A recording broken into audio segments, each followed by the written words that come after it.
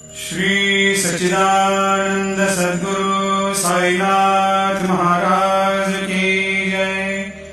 जोडोनिया कर चरणी ठेविला माथा, परिसावी विनंती माझी पंढरीनाथा।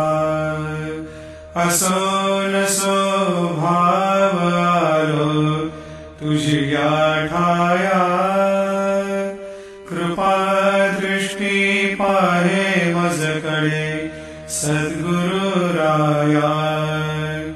अखंडित सावे ऐसे वाटते पायी, सांडोनी संकोच ठाव थोडासा